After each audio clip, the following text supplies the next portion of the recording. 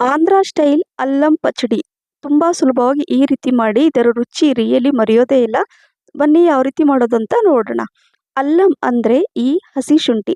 ಇದನ್ನು ಮೇಯ್ನಾಗಿ ಇದು ಬೇಕೇ ಬೇಕು. ಸೊ ಹಾಗಾಗಿ ಹಸಿ ಶುಂಠಿನ ನೀಟಾಗಿ ತೊಳೆದು ಕಟ್ ಮಾಡಿ ಇಟ್ಕೊಂಡಿದ್ದೀನಿ. ಇಲ್ಲಿ ಗ್ಯಾಸನ್ನು ಆನ್ ಮಾಡಿ ಹಂಚಲ್ಲಿ 2 ಸ್ಪೂನಷ್ಟು ನಾನು ತೆಂಗಿನಕಾಯಿ ಎಣ್ಣೆ ಯೂಸ್ ಮಾಡ್ತಾ ಇದ್ದೀನಿ. ನೀವು ಬೇರೆ ಯಾವುದಾದ್ರೂ ಎಣ್ಣೆ ಯೂಸ್ ಮಾಡಿ.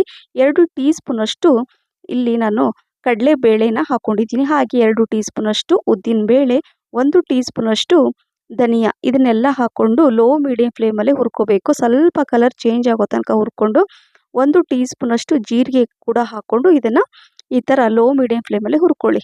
ನಂತರ ಇಲ್ಲಿ ಒಂದು 10 ರಿಂದ 15 ಗುಂಟೂರು ಮೆಣಸಿನ್ಕಾಯಿ ಹಾಕ್ಕೊಳ್ಳಿ, ಅಥವಾ ಜಾಸ್ತಿ ಕೂಡ ಹಾಕ್ಕೋಬೋದು. ಯಾರು ರುಚಿ ಅಂದರೆ ಜಾಸ್ತಿ ಖಾರ ತಿಂತಿರಲ್ಲ, ಜಾಸ್ತಿ ಕೂಡ ಹಾಕ್ಕೋಬೋದು. 2 ನಿಂಬೆಹಣ್ಣಿನ ಗಾತ್ರದಷ್ಟು ಹುಣಸೆ ಹಣ್ಣನ್ನು ಹಾಕ್ಕೊಳ್ತಾ ಇದ್ದೀನಿ. ಹುಣಸೆ ಹಣ್ಣು ಹಾಕ್ಕೊಂಡು 1 ನಿಮಿಷ ಇದನ್ನೆಲ್ಲ ಚೆನ್ನಾಗಿ ಈ ಥರ ಫ್ರೈ ಮಾಡಿಕೊಂಡು ಈ ಒಂದು ಪ್ಲೇಟಲ್ಲಿ ತೆಗೆದು ಇಟ್ಕೊಳ್ತಾ ಇದ್ದೀನಿ. ಬಿಸಿ ಇರುತ್ತೆ, ಸೊ ಹಾಗಾಗಿ ಒಂದು ಪ್ಲೇಟಲ್ಲಿ ತೆಗೆದುಬಿಟ್ಟು ಸೈಡಲ್ಲಿ ಇಟ್ಕೊಳ್ತಾ ಇದ್ದೀನಿ. ನೋಡಿ ಈ ರೀತಿಯಾಗಿ ಕಲರ್ ಚೇಂಜ್ ಆಗಬೇಕು.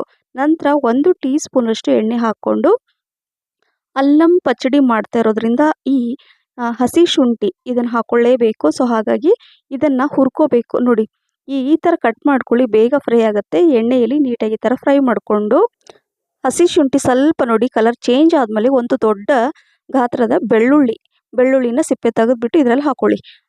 ಹಸಿ ಶುಂಠಿ ಪ್ರಮಾಣ ಜಾಸ್ತಿ ಇರಬೇಕು. 1/4% ಅಷ್ಟು ಮಾತ್ರ ಬೆಳ್ಳುಳ್ಳಿ ಇರಬೇಕು. 1/4 ಟೀ ಸ್ಪೂನಷ್ಟು ಈ ಮೆಂತ್ಯ ಕಾಳನ್ನು ಹಾಕ್ಕೊಳ್ಳಿ. ಫ್ಲೇವರ್ ತುಂಬ ಚೆನ್ನಾಗಿರುತ್ತೆ. ಜಾಸ್ತಿ ಹಾಕ್ಕೊಳ್ಳೋಕೆ ಹೋಗಬೇಡಿ. ಅದನ್ನು ಹಾಕ್ಕೊಂಡು ಜಸ್ಟ್ 1 ನಿಮಿಷ ಇದನ್ನು ಫ್ರೈ ಮಾಡಿಬಿಟ್ಟು ಸೇಮ್ ಅದೇ ಪ್ಲೇಟಲ್ಲಿ ತೆಗೆದಿಡ್ತಾ ಇದ್ದೀನಿ. ನೋಡಿ ಈ ರೀತಿ ಮಾಡಿದರೆ ತುಂಬ ದಿನ ನೀವು ಸ್ಟೋರ್ ಮಾಡಿ ಇಡ್ಬೋದು, ಹಾಳಾಗಲ್ಲ. ಸ್ವಲ್ಪ ಬಿಸಿ ಇರೋದ್ರಿಂದ ಸ್ವಲ್ಪ ತಣ್ಣಗೆ ಮಾಡಿಕೊಂಡು ಮಿಕ್ಸಿ ಜಾರಲ್ಲಿ ಹಾಕ್ಕೋಬೇಕಾಗತ್ತೆ. ನೋಡಿ ಈಗ ಈ ಮಿಕ್ಸಿ ಜಾರಲ್ಲಿ ನಾನು ಇದನ್ನು ಹಾಕ್ಕೊಂಡು ಹೇಳಿದ್ನಲ್ವ, ಸ್ವಲ್ಪ ತಣ್ಣಗಾದ್ಮೇಲೆ ಹಾಕ್ಕೊಂಡಿದ್ದೀನಿ ನಾನು. ಈಗ ಇಲ್ಲಿ 4 ಟೀ ಸ್ಪೂನಷ್ಟು ಬೆಲ್ಲ, ರುಚಿಗೆ ತಕ್ಕಷ್ಟು ಉಪ್ಪು, 1 ಕಪ್ಪಷ್ಟು ನೀರು, ಇದನ್ನೆಲ್ಲ ಹಾಕ್ಕೊಂಡು ಇದನ್ನು ಫೈನಾಗಿ ರುಬ್ಕೊಳ್ಳೋಣ. ಅಥವಾ ಸ್ವಲ್ಪ ತರಿ ಇದ್ದರೂ ಕೂಡ ನಡೆಯುತ್ತೆ. ಸೊ ನೋಡಿದ್ರಲ್ಲ, ಈ ರೀತಿ ನಾನು ಒಂದು ಸ್ವಲ್ಪ ಫುಲ್ ಫೈನೂ ಅಲ್ಲ, ಫುಲ್ ತರಿನೂ ಅಲ್ಲ, ತೋರಿಸ್ತೀನಿ ನೋಡಿ. ಈ ರೀತಿಯಾಗಿ ಇರಬೇಕು. ಈಗ ಇಲ್ಲಿ ಒಂದು ಪ್ಯಾನ್ ಇಟ್ಕೊಂಡು ಇದರಲ್ಲಿ 2 ರಿಂದ 3 ಟೇಬಲ್ ಸ್ಪೂನಷ್ಟು ಎಣ್ಣೆ ಹಾಕ್ಕೋಬೇಕು. ನಂತರ 1 ಟೀ ಸ್ಪೂನಷ್ಟು ಉದ್ದಿನ ಬೇಳೆ, 1 ಟೀ ಸ್ಪೂನಷ್ಟು ಕಡಲೆಬೇಳೆ, 2 ಅಥವಾ 3 ಈ ಒಣಮೆಣಸಿನ್ಕಾಯಿ ಥರ ಕಟ್ ಮಾಡಿ ಹಾಕ್ಕೊಂಡು, ಹಾಗೆ ಫ್ರೆಶ್ ಕರಿಬೇವು ಸೊಪ್ಪನ್ನು ಕೂಡ ಇದರಲ್ಲಿ ಹಾಕ್ಕೊಂಡು ಸ್ವಲ್ಪ ಎಲ್ಲ ಕಲರ್ ಚೇಂಜ್ ಆಗಬೇಕು. ನೋಡಿ ಈ ರೀತಿ ಕಲರ್ ಚೇಂಜ್ ಆದಮೇಲೆ ರುಬ್ಬಿರೋದನ್ನು ಇದರಲ್ಲಿ ಹಾಕ್ಕೊಂಡು 1 ನಿಮಿಷ ಇದನ್ನು ಚೆನ್ನಾಗಿ ಮೀಡಿಯಂ ಫ್ಲೇಮಲ್ಲಿ ಚೆನ್ನಾಗಿ ಮಿಕ್ಸ್ ಮಾಡ್ಕೋಬೇಕು. ನೀರಿನಂಶ ಎಲ್ಲ ಇರಬಾರ್ದು. ಅಕಸ್ಮಾತ್ ನೀರಿನಂಶ ಇದ್ದರೆ ನಿಮ್ಗೆ ಜಾಸ್ತಿ ದಿನ ಇಡೋಕ್ಕಾಗಲ್ಲ. ಸೊ ಹಾಗಾಗಿ ನಾನು ರುಬ್ಬುವಾಗ ಕೂಡ ನೀರು ಕಡಿಮೆ ಹಾಕಿದ್ದೀನಿ. ನೀರು ಜಾಸ್ತಿ ಹಾಕ್ಬಿಟ್ರೆ ಏನಾಗುತ್ತೆ, ತುಂಬ ದಿನ ಸ್ಟೋರ್ ಇಡೋಕ್ಕಾಗಲ್ಲ. ಇದನ್ನು ನೀವು ಹೊರಗಡೆ ಇಟ್ಟರೂ ಕೂಡ ವಾರಗಟ್ಟಲೆ ಇಡ್ಬೋದು, ಅಥವಾ ಫ್ರಿಜ್ಜಲ್ಲಿ ಇಟ್ಟರೂ ಕೂಡ ನೀವು ಜಾಸ್ತಿ ದಿನ ಸ್ಟೋರ್ ಮಾಡಿ ಇಡ್ಬೋದು.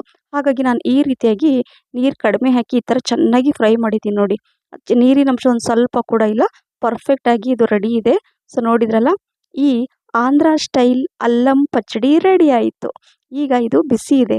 ಸೊ ಹಾಗಾಗಿ ನಾನೇನು ಮಾಡ್ತಾ ಇದ್ದೀನಿ ಅಂದರೆ, ಬಿಸಿ ಇರೋದನ್ನು ತಣ್ಣಗೆ ಮಾಡಿಬಿಟ್ಟು ಈ ರೀತಿ ಒಂದು ಗಾಜಿನ ಬಾಕ್ಸಲ್ಲಿ ಹಾಕಿ ಸ್ಟೋರ್ ಮಾಡ್ತೀನಿ. ಇದನ್ನು ಹೇಳಿದೆ, ನಾವು ಹೊರಗಡೆ ಇಟ್ಟರೂ ಕೂಡ ಇದು ಹಾಳಾಗಲ್ಲ. ಯಾಕಂದರೆ ನಾನು ನೀರಿನ ಪ್ರಮಾಣ ಕಡಿಮೆ ಹಾಕಿದ್ದೆ, ಮತ್ತು ಫ್ರೈ ಮಾಡುವಾಗ ಕೂಡ ಚೆನ್ನಾಗಿ ಫ್ರೈ ಮಾಡಿದ್ದೀನಿ. ಸೊ ಹಾಗಾಗಿ ಇದು ಹಾಳಾಗಲ್ಲ. ಫ್ರಿಜ್ಜಲ್ಲಿ ಕೂಡ ಇಟ್ಟು ನೀವು 2 ವಾರ 3 ವಾರಗಟ್ಟಲೆ ಇದನ್ನು ನೀವು ಯೂಸ್ ಮಾಡ್ಬೋದು. ಸೊ ಈ ಅಲ್ಲಂ ಪಚಡಿ ರೆಡಿ ಆಯಿತು. ನಿಮಗೂ ಕೂಡ ಇಷ್ಟ ಆಗುತ್ತೆ friends.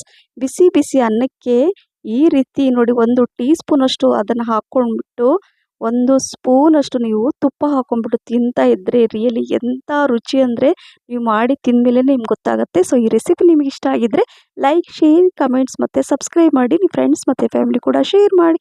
Thank you for watching. Bye.